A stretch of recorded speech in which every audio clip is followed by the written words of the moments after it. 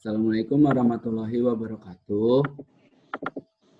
Selamat siang. Kami dari kelompok 4 akan mempresentasikan tentang laporan field trip kami yang berjudul yaitu Analisis Kesejahteraan Tenaga Kerja pada PT Alpen Food Industry. Kelompok 4 ini terdiri dari Anissa Husna, Devi Nurul, Rahayu Septian, dan saya sendiri Muhammad Edo Kaidi. Pertama-tama yaitu pada produk industri ini banyak sekali aspek dan hal yang harus dipenuhi dalam kewajiban antara pengusaha dengan pekerja untuk tercapainya kesejahteraan. Pada makalah ini kami akan membahas tentang PT Alpen Food Industry yang sudah banyak memiliki kasus tentang kesejahteraan para pekerja yang tidak dapat kesejahteraan para pekerja yang tidak dapat disediakan oleh perusahaan tersebut. Banyak media yang sudah meliputi bahwa PT AFI ini tidak mementingkan kesejahteraan para pekerjanya, seperti contohnya memberikan upah yang di bawah UMK semestinya. Perusahaan ini juga tidak menjamin dan menyediakan kesehatan dan keselamatan para pekerjanya saat bekerja di pabrik. Juga melakukan tindak PHK secara langsung apabila mereka melakukan mogok kerja. Memang produk-produk keluaran PT AFI ini sangat bersaing di pasaran. Dengan range harga dari 2 sampai 10 ribu rupiah, bisa dibilang produk keluaran PT AFI ini sangat unggul dan menguasai pasar. Tapi sebaliknya PT AFI tidak begitu mementingkan kesejahteraan para pekerjanya. Isu dan permasalahan yang diangkat dari makalah ini yaitu kami akan mengangkat permasalahan tentang bagaimana kesejahteraan tenaga kerja pada PT Alpen Food Industry.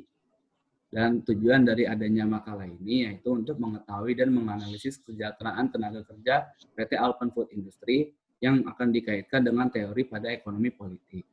Selanjutnya akan dijelaskan oleh teman saya.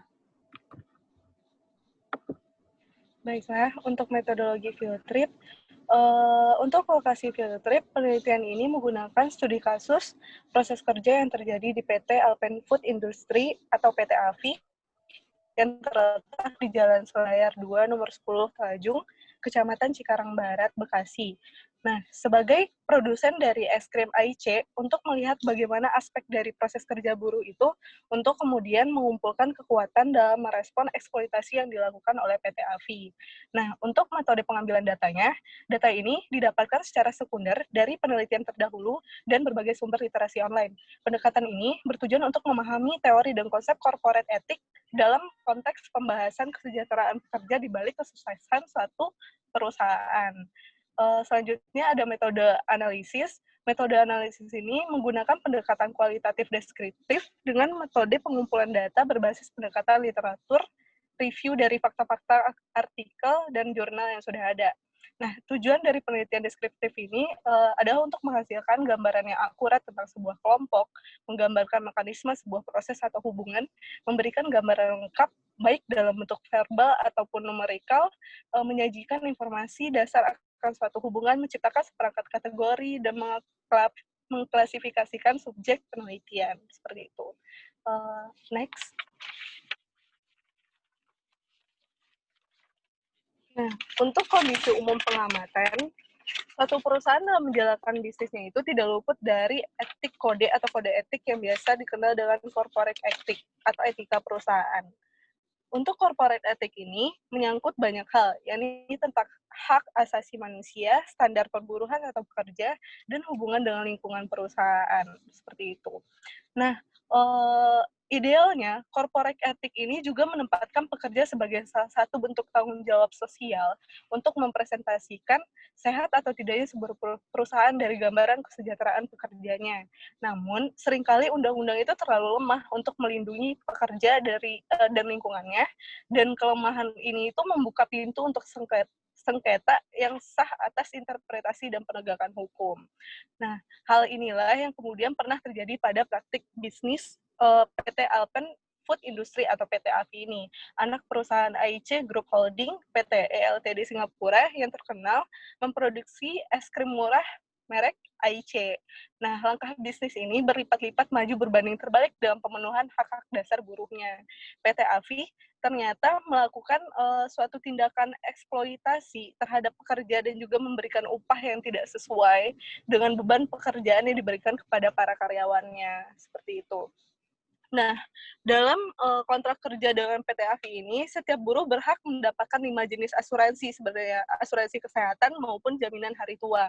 Isinya itu, perusahaan menegaskan akan memberikan fasilitas jaminan. Seperti yang pertama itu ada kecelakaan kerja, 2 kematian, 3 hari tua, 4 jaminan pensiun, 5 jaminan pemeliharaan kesehatan. Akan tetapi, tidak semua pekerja mendapatkan haknya. Berangkat dari fakta yang empiris mengenai popularitas PT Alpen Food Industry, perusahaan ini menjadi sangat menarik dibahas karena dengan kondisi yang cenderung mengeksploitasi karyawan dan menabrak banyak aspek pelanggaran etika dan hukum. Baiklah, selanjutnya akan dijelaskan oleh rekan saya.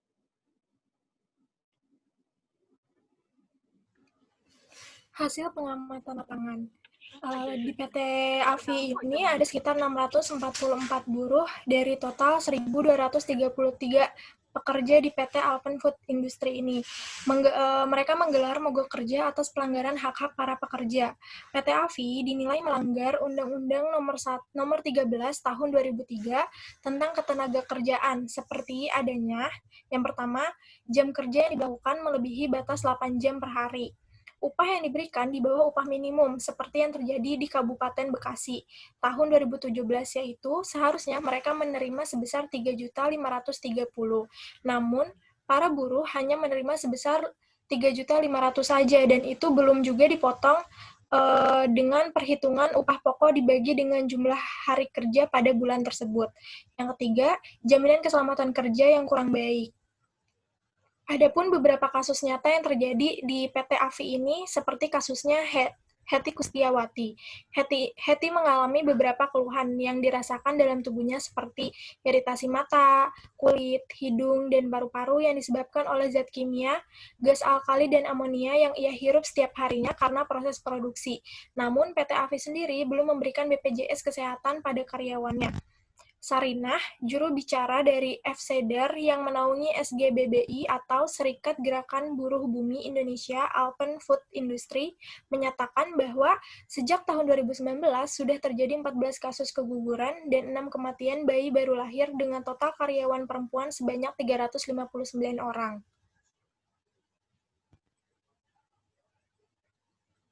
Next.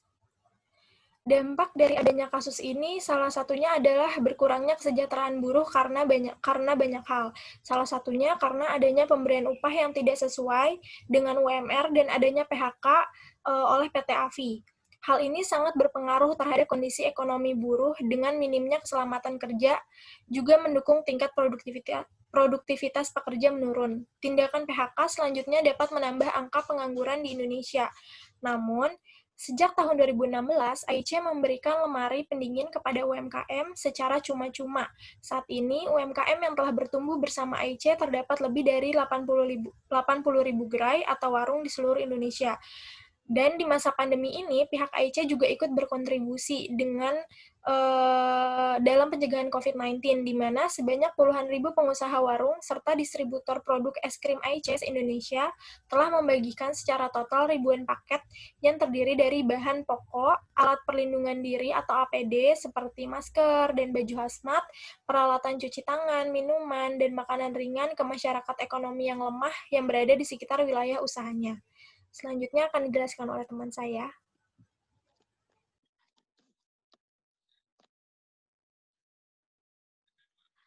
Nah, selanjutnya yaitu kita membahas tentang analisis teori ekonomi politik dan pembahasan hasil pengamatan berdasarkan kasus PT Alpen Food Industry. Nah, jika dianalisis dengan teori ekonomi politik, kasus yang terjadi pada PT Alpen Food Industry ini dapat menjadi kasus yang mencerminkan teori Marxian. Nah, teori Marxian itu apa? Pada teori Marxian kita mengenal ada namanya kapitalisme dan juga yang sebagai kaum borjuis atau pemilik modal dan juga ada kaum pekerja atau buruh. Di mana di sini kapitalisme sebagai pemilik modal memperkerjakan buruh untuk memproduksi barang dan jasa yang diinginkan oleh kapitalisme. Nah, Sifat kapitalisme yang fokus pada tujuan mencari keuntungan dan laba cenderung menelantarkan isu-isu mengenai kesejahteraan. Hal itu dikarenakan pengawasan terhadap kesejahteraan buruh dapat dipandang sebagai penghambat produktivitas, produksi, dan memperbesar biaya operasional perusahaan. Nah, tindakan dan sifat kapitalisme atau pemilik modal inilah yang mendorong lahirnya gerakan buruh atas kesadaran hak dan seharusnya didapatkan oleh buruh. Inilah yang kita lihat pada teori Marxian.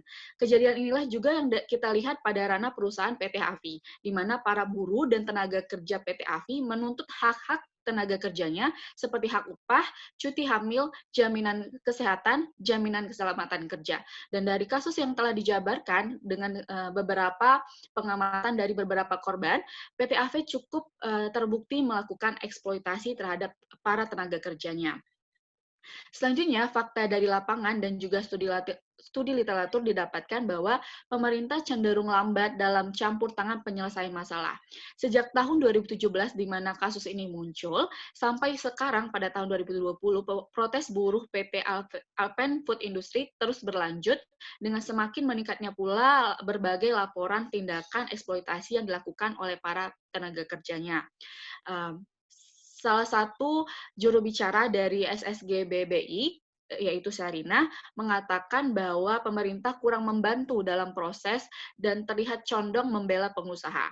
Sebenarnya pernyataan ini memang cukup mendorong asumsi bahwa pemerintah terkesan diskriminatif atas segala regulasi yang sebenarnya sudah ia tetapkan, termasuk pada PT Alpen Food Industry ini sebagai salah satu industri. Namun karena diperlukan beberapa kajian dan juga riset untuk mengatakan bahwa pemerintah benar-benar tidak membantu, karena jika kita membicarakan terkait hanya salah satu opini saja, terkesan bahwa opini pemerintah tidak membantu dalam proses ini dan pemerintah terkesan diskriminatif hanya sekedar opini semata. Dan fakta lainnya, sampai saat ini belum ada keputusan yang sangat-sangat tegas dan keputusan damai dari PT Alpen Food Industry terhadap para kasus yang dibawakan oleh para tenaga kerjanya. Next. Nah, setelah berbagai bab, kesimpulan yang dapat kita ambil bahwa yang pertama, suatu perusahaan selayaknya menjalankan bisnis dan menjunjung ethics code yang biasa dikenal dengan corporate ethics, di mana dalamnya terdapat berbagai etika seperti tentang keselamatan buruh. Peranan pekerja dalam perusahaan sangat dibutuhkan, mengingat pekerja dan perusahaan itu merupakan dua aset yang tidak bisa dipisahkan. Oleh karena itu, seharusnya kedua aset tersebut dapat menjadi konsentrasi perusahaan, bukan memilih salah satunya. Hal inilah yang kemudian pernah terjadi pada praktik bisnis PT Alpen Food Industry atau AFI. Berbagai laporan didapatkan melalui literatur review dari fakta-fakta artikel dan jurnal yang sudah ada. PT AFI terdakwa melakukan eksploitasi kepada para tenaga kerjanya dengan melanggar ketentuan pekerja yang tercantum pada Undang-Undang Nomor 13 Tahun 2003 tentang Ketenagakerjaan. Pemerintah seharusnya dapat mengambil tindakan lebih cepat dalam memperjuangkan hak kesejahteraan rakyatnya, dalam hal ini buruh. Kasus ini mencerminkan fenomena yang melatar belakangi teori Marxian, di mana para buruh memperjuangkan hak yang seharusnya didapatkan para pemilik usaha, yang harusnya diberikan oleh para pemilik usaha. Kasus ini tentu muncul karena adanya ketimpangan hak yang didapatkan, di mana pemilik mendapatkan keuntungan yang lebih jika dibandingkan dengan pekerja pada PT Alpen Food Industry. Next. Sekian presentasi dari kelompok 4 mengenai analisis analisis kesejahteraan buruh pada PT Alpen Food Industry.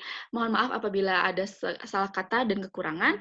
Wassalamualaikum warahmatullahi wabarakatuh.